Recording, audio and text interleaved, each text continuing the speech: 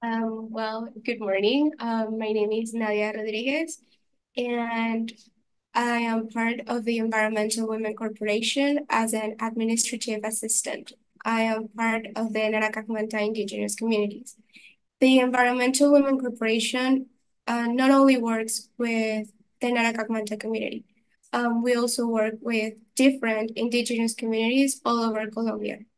The Environmental Women Corporation was founded in 2009 by a group of passionate and committed women who came together with the vision of creating a more sustainable and equitable world for the generations to come. This is an organization that is dedicated to addressing some of the most pressing challenges that our planet is facing, like climate change, biodiversity loss, conservation, and environmental justice. And all of this while working with indigenous communities, which are the ones who has like the more ancestral knowledge, and all of this while promoting gender equity in the environmental sphere. We know that climate change disproportionately affects women, and young and indigenous women like face a bigger challenge. We want to help them, and we want to empower women to be leaders, to be whatever they want to be.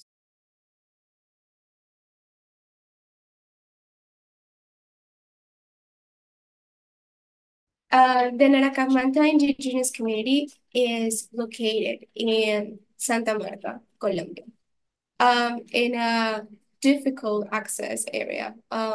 It's a bit remote, the place where the community is.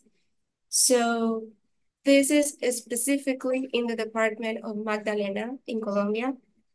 So the total population of the community is around 37,200 inhabitants. That would be an average of 3,000 families. So this community is characterized by its deep cultural and spiritual roots. Also, their love for their environment and 12 like the natural things that they have. They've been facing like a lot of challenges that are related like to climate change and also with gender equality. What we're trying to do is to help them to fight against climate change and to bring them like environmental justice, because the government like is supposed to help this community, but they are totally ignored because there are like bigger communities.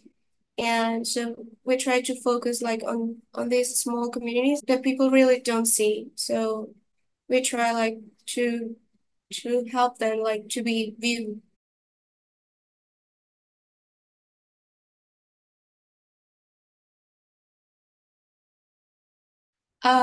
The problem that this project is trying to address is the water insecurity of the Naracagmanta community.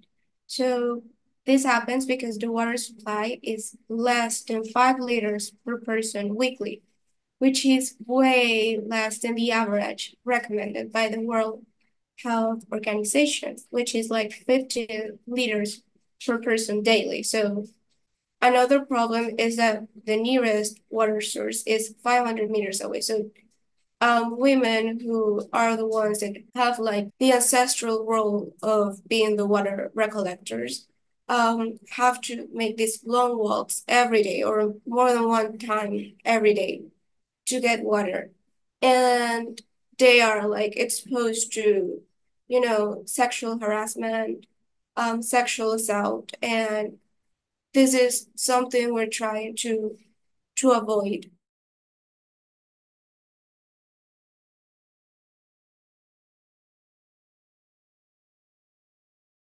by giving the community water security. It means that we're protecting these women and also we're making their lives easier.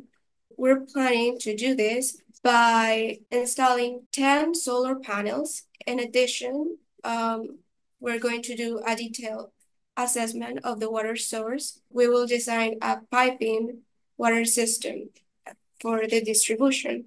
We're also going to hire engineers that are specialized in solar energy.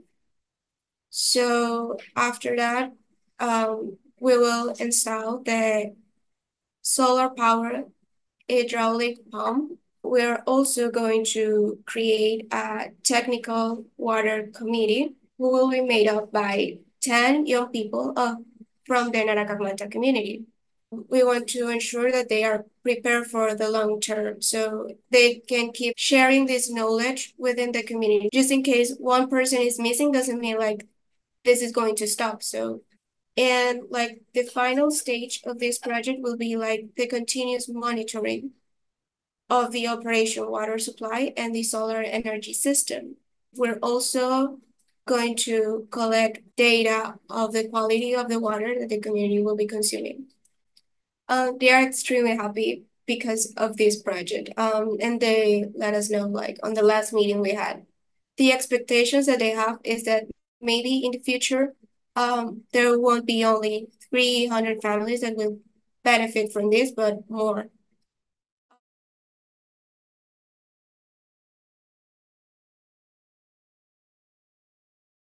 I think that these kind of projects succeed because we have the approval of the indigenous community.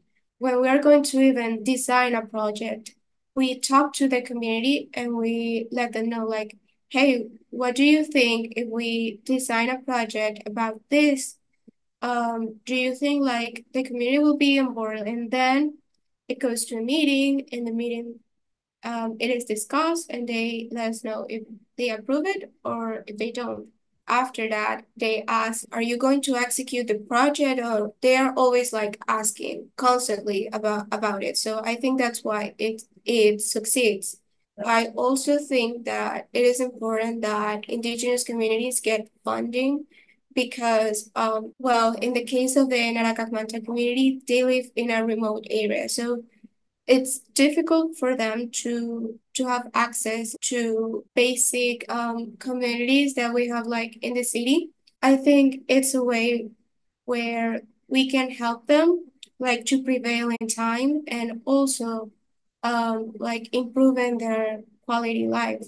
And at the same time, we help the environment because indigenous communities are have like a strong interest with keeping the place where they live as it should be.